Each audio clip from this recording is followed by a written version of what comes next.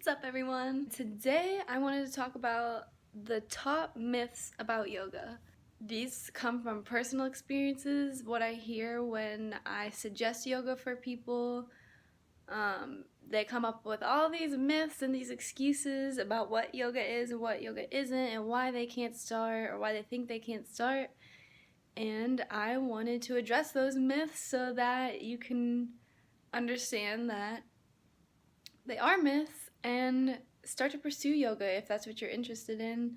A lot of people hold themselves back because they think there's a certain criteria that you have to fit to do yoga, and it's not the truth. Yoga can be for anybody, any shape, size, any religion. Anybody who has a body can do it. I think that most of these myths stem from not having enough confidence to, number one, try something new and learn about something new, and just not having confidence in your body in general and in yourself in general. A lot of us don't like our bodies, or we have things to pick with our bodies, and that can make people feel uncomfortable when you suggest starting yoga. But we're going to tackle all those myths today so that none of you and none of my family members or my friends that I suggest yoga to can use these anymore, because we're gonna get to the root of them. Let's get started. Alright, the number one excuse that I get, the most common excuse, and I don't want to call it an excuse as to say, like, to shame people, but sometimes we have to honestly look at ourselves and think, like, it kind of is an excuse because it's not true, or just something that people believe that to be true about yoga, and it's not true. I hear this all the time. The myth is you have to be flexible to do yoga, which never makes sense to me. Every time someone says that to me, I'm like, you don't have to be flexible to do yoga.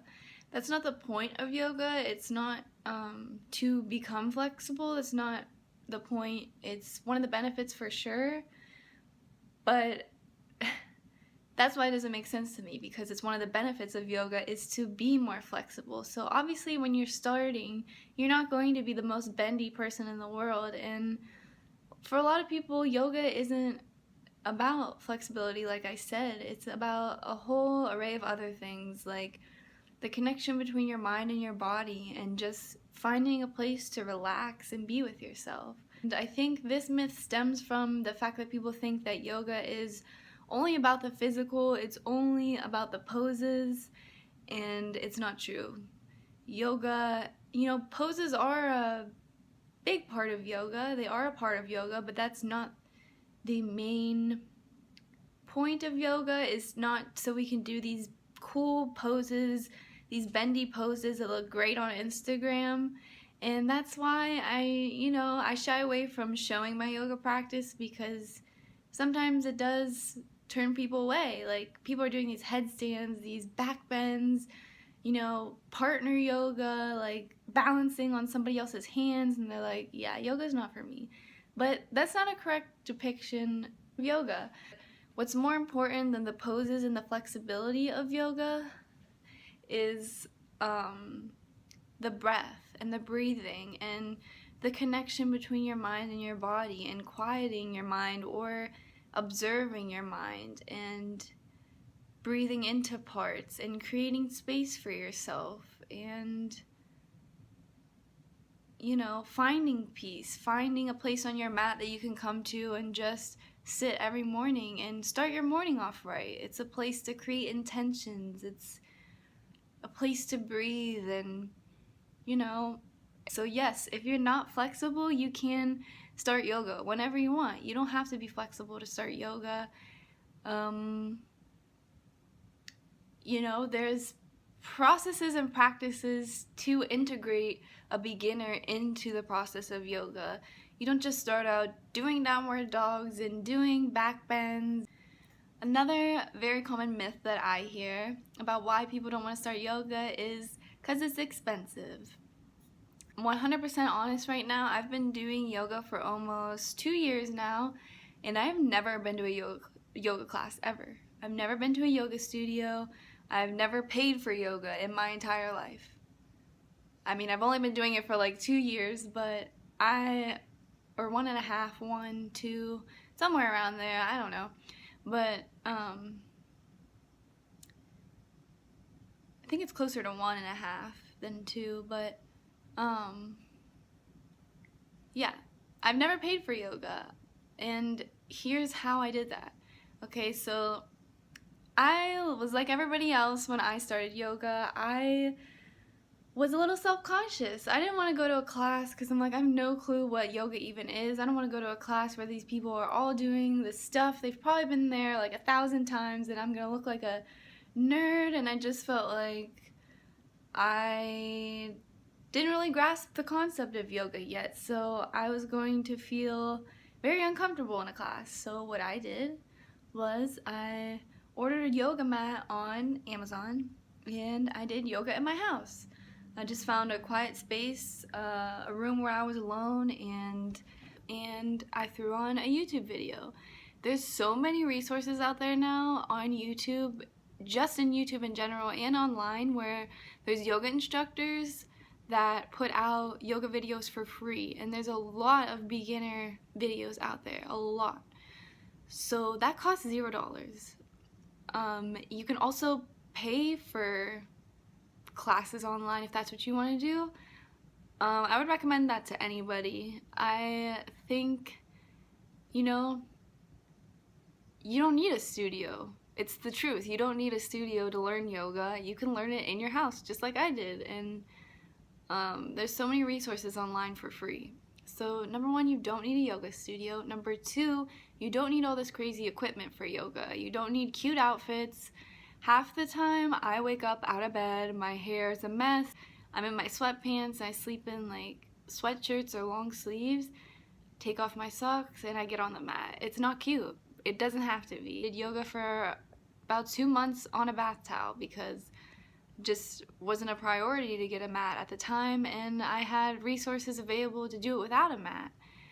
On hardwood floor, that's a little different. I wouldn't recommend that, but if you have carpet in your house, you could do it on your carpet. You could do it outside if it's warm out, which it's winter in PA right now, so that sucks, but always gotta put that in there.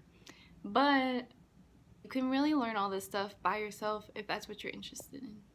Another common myth is that it's only for girls, which I'm not going to spend too much time on this one because it's 2018, almost 2019, people. We don't, girls can do what guys can do, and guys can do what girls can do, and if someone makes fun of you for doing yoga, that's something that you have to tackle on your own. About why do you care about someone's opinion? If yoga is making you happy, do it. Whether you're a guy or a girl or whatever you identify as. It's not just for one gender. It's for everybody. It has nothing to do with your gender. It's not girly at all. Or they say, it's only girls are only flexible, so it's only for girls. I know tons of men who practice yoga, and honestly, I think a lot of my guy friends would benefit from doing yoga, especially in the gym. If you do yoga and you go to the gym, it's going to open up your potential so much more, and your muscles are going to just thank you. They're going to benefit in so many ways. You're going to be so much more flexible, have so much more space. You're going to have so much more strength. There's nothing girly about it. It's not like we're sitting there talking about getting our nails done while we're doing yoga. It's a practice. It has nothing to do with gender. Which also brings me to the myth. You have to be a certain religion to do yoga. Totally untrue. Yoga is whatever you want to make it. You can praise whatever God you want while you're practicing yoga, and it's just like the gender myth. It has nothing to do with who you praise or who you think is in control of everything. Yoga isn't about separating religions and differentiating ourselves from people. It's about bringing us together and bringing us into union, and whatever. It strengthens the connection between you and God. People say they're too old to do yoga, and I would tell you that age is just a number. maybe like when you first get into it, yeah, you're gonna be a little rusty. You're not gonna be able to do what everybody else is, but that's just for everybody as a beginner. There's also things like chair yoga. Like, you don't even have to get out of your chair to do yoga. And if you're old and you have some type of physical ailment, yoga can work around that. There's so many alternative postures and there's so many alternative postures for people who can't bend in certain ways or have physical ailments. And the most important part that teachers reiterate in yoga is that if you can't breathe correctly, come out of the posture. It's not about hitting the pose as beautifully as you can, and it's not, poses don't look the same for everybody. They're going to look different because we all have different bodies. All of our bodies can do different things. So they'll tell you, if you're not breathing fully, if you can't breathe, come out of the posture to a place where you can breathe, or just don't do the posture and just sit there and breathe. So yoga can work around any physical ailments that you have, and honestly, it'll probably benefit the physical ailments that you have. Totally a myth. At any age, you can start anything in life, not just yoga, anything. Another common myth is that you don't have time. I've used this before too, and I've used it with things other than yoga too. You don't have time. You can do a 5-minute practice on break at work. You could do a 10-minute practice in the morning right when you wake up. You can do 5 stretches when you wake up or right before you go to bed. You do have time. You're just not interested in making the time for improvements for yourself and your body, and you don't think that you're a priority maybe, and you don't think that self-care is a priority. That's really what you're saying when you say you don't have time. I totally understand, like, the busy life. I'm super busy, and it is hard to find time for things, but one thing that I can always find time for in the morning and sometimes at night is yoga. So you just have to want it. You have to prioritize it, just like with going to the gym. Like, you have time, you just, you don't want to do it, or you would rather do other things, and that's totally fine. You don't have to do yoga every day, but I guarantee you there's at least one day in your week where you can slip in a little bit of time to do yoga or learn about yoga if that's what you're interested in. Don't make excuses for anything in your life. You have time if you make time. This one also connects with you have to be flexible. A lot of people say you have to be fit or they're too fat to do yoga. And like I said, it has nothing to do with your body shape. It has nothing to do with how much you weigh. Any person of anything can do yoga. Like I said, there's alternate positions that are easier, because I know a lot of people say that they aren't skinny enough, and in some of the poses they can't breathe. That's a sign that you should back out of the pose and do what you can and breathe, or find a different pose that fits your body. And it's kind of like just saying, I'm too fat to go to the gym. Well, isn't that the point of going to the gym if you feel that way? That's how I feel about when people say, they're not fit enough to do yoga. Well, yoga is going to help you with that. So if you start doing it now, you're going to progress and you're going to feel better and benefit from it and start to feel fit. And if you never start doing yoga, you're always just going to say, oh, I'm too fat, or I'm not fit enough for it. But if you start, and then you start to feel better in your mind and your body, and you will get better at it. Name one thing in your life that you've started and been good at for the first time. Exactly. I get mad at myself a lot for that too. I don't like when I'm not good at something right when I start it, but come on, reality. Nobody's good at anything when they first start it. Myth, myth, myth.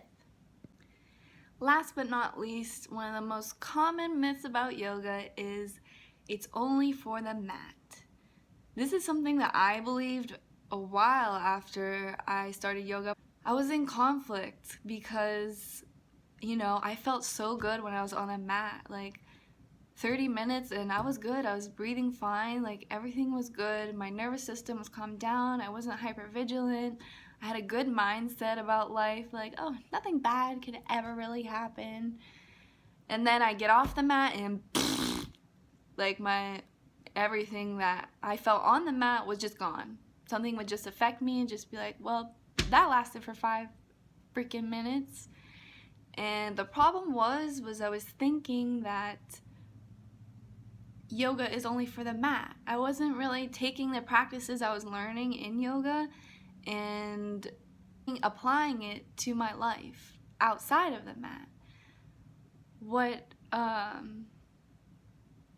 we do on the mat should be carried to our lives outside of the mat, and I wasn't understanding that. So yeah, I would breathe deeply when I was doing yoga, but when I was not doing yoga, when I was just going throughout my day, my breath was short. I wasn't paying attention to my breathing. I wasn't observing my thoughts.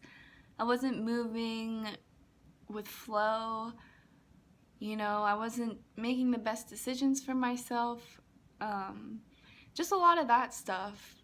I wasn't carrying the messages and the teachings into my actual life, and that's something that I feel like a lot of people do. That's one of the most common myths, is that yoga is only for the mat, because really yoga teaches you about life and about yourself, and we should breathe deeply in every moment. Every moment you should be breathing deeply, and every moment you should be observing your thoughts and caring for yourself and trying to keep a connection between your mind and your body. So yoga is not only for the mat, it's not just a workout, it's a life practice. It truly is.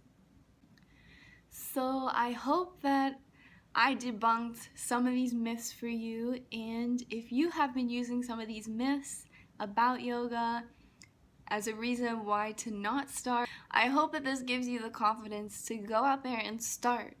I'm always encouraging my friends and family to just start.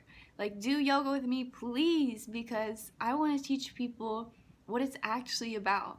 So just show yourself some compassion and put yourself out there, because not a lot of things grow from comfort. We got to put ourselves out there. We got to try new things, and you may not have a lot of confidence now, but if you continue with yoga, I believe that you can gain more confidence. And I'm here for you. If you have any questions, I'm here for you. If you need a little bit of a boost to start, if you have any questions about the resources I used or any of the tools that I used, totally ask. I enjoyed talking about this. I enjoyed debunking these excuses and myths with you. And subscribe, like, and comment. Tell me what you want to see next. Tell me if any of this made you feel more confident about starting yoga. And I will see you in the next video. Have a good day, yo.